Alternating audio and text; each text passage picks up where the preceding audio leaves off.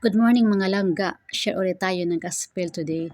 Ang sabi sa Lucas 15 verse 4 hanggang 5, sino sa inyo ang may 100 tupa at nawala ang isa?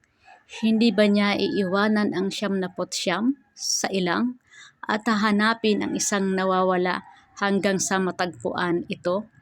Hindi ba?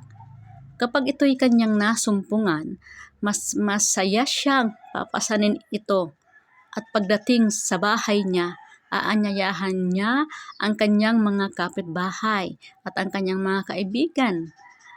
At sasabihin niya, halikayo at makipagsaya kayo sa akin dahil nasumpungan ko na sa wakas ang aking tupang nawawala. So mga kapatid, ang sinasabi dito sa ating verse na ating binasa na may alagang tupa, nawala ang isa, iniwanan niya ang 99 na tupa at hinanap niya ang nawawalang tupa. Nang ito ay kanyang masumpungan, pinasan niya ito at inuuwi sa kanyang tahanan, naubod ng kagalakan at naghanda siya, nagsaya siya.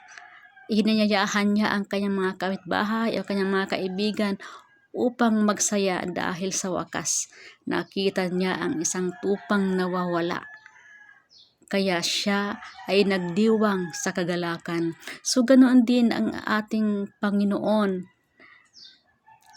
Hinding-hindi niya tayong hahayaan mawalay sa Kanya.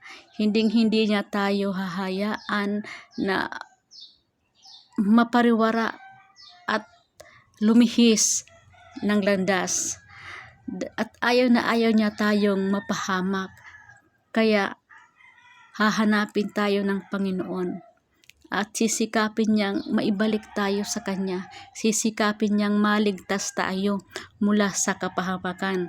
Kaya kapag mayroon isang kaluluwang naligtas, nagdiriwang ang Panginoon sa langit kasama ng Kanyang mga anghel dahil mayroon isang kaluluwang nagbalik loob sa Panginoon.